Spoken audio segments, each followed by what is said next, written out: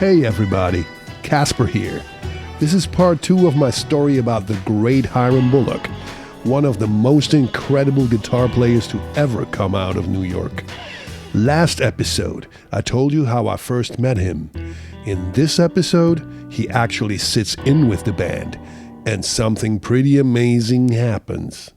So I am on stage with Marvin Wright on this tiny horseshoe stage when Hiram Bullock walks in, and Marvin introduces him to me, and then Hiram asks if he could sit in, and Marvin said, "Sure, what do you want to play?" He's like, "Oh, let me get on the keyboards." All right, so Marvin clears the seat.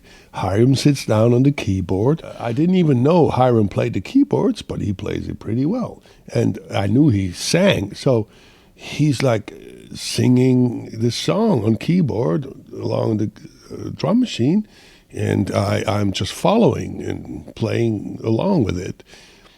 And then after we finish it, he lets me take a solo too. So, and then after we're finished, he's like so nice and complimentary. I couldn't believe it. He's like, "Man, you sound fucking great, da. Wow, this is my hero complimenting me." That was a moment. So this is how I first met Hiram Bullock. And I was doing this gig for a few months, and every week Hiram would show up, sometimes 2-3 times a week. And we became friendly. At that time, it felt like Hiram was just the man on guitar that you had to hire. If you want to hire him, hire Hiram. And back in those days, they had this incredible TV show called Night Music, I believe, sponsored by Michelob Beer, with David Sanborn as the musical director and Jools Holland as the host. The house band usually was David Sanborn on alto sax, Omar Hakim on drums, Marcus Miller on bass, Philip Sayce on keyboards, and sometimes George Duke on keyboards, Don Elias on percussion, and Hiram Bullock on guitar. The musical guests were an eclectic variety of incredibly talented performers, singers. Man, where would you find James Taylor on the same program with Milton Nascimento, sometimes singing duets? Miles Davis was there once.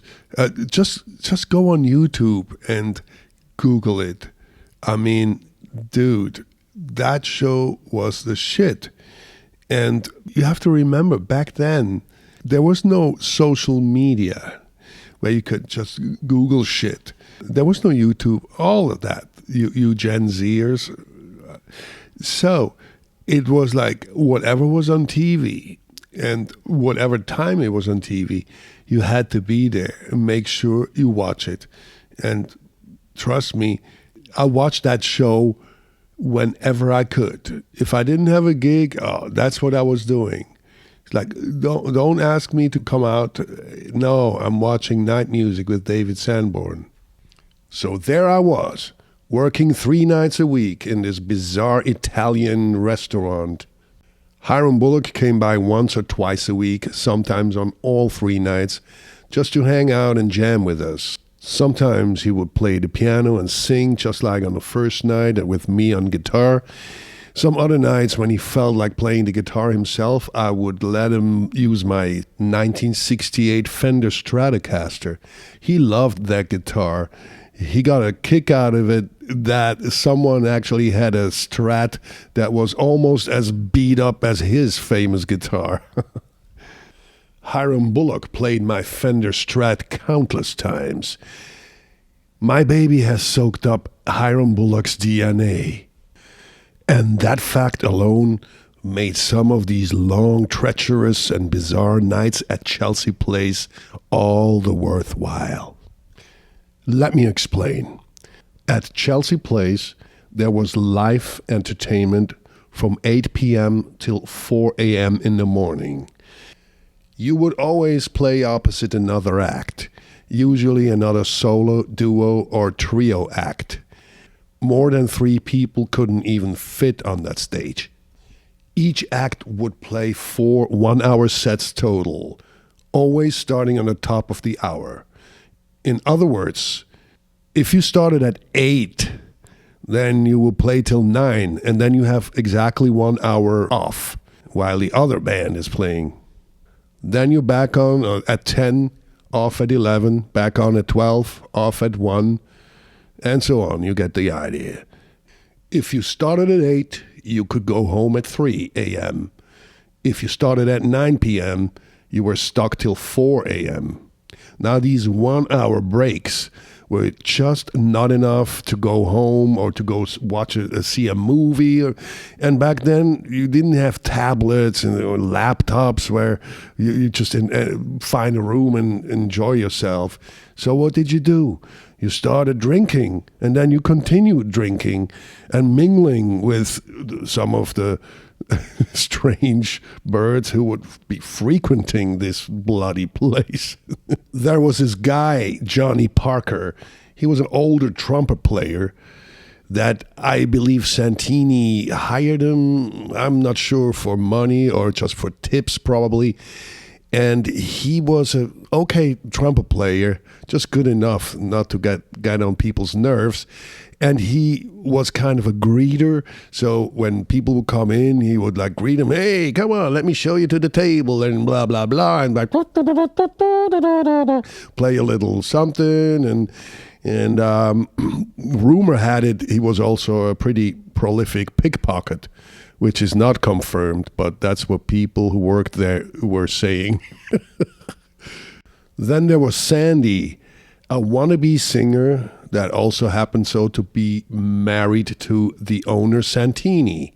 She was an attractive, early 30s African-American lady. And this was while Santini was at least in his 60s, maybe early 70s. But they were legally married. And the reason I'm pointing that out is because a couple of years after I stopped doing this gig, they had a fire at Chelsea Place, and they couldn't stay there until they fixed it.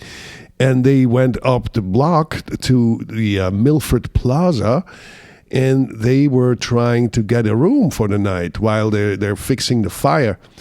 And they were turned away because obviously they thought she was a hooker, and they couldn't go for that. So what they were doing is they went to a phone booth and called the place and asked if there was any vacancy. And they said, sure, come on in, not knowing that it's the same people. So anyway, long story, even longer. They sued Milford Plaza and made a few millions for profiling.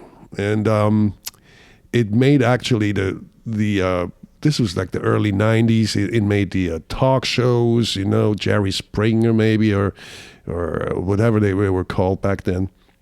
So that's how Hiram Bullock became a regular at our crazy little gig at Chelsea Place.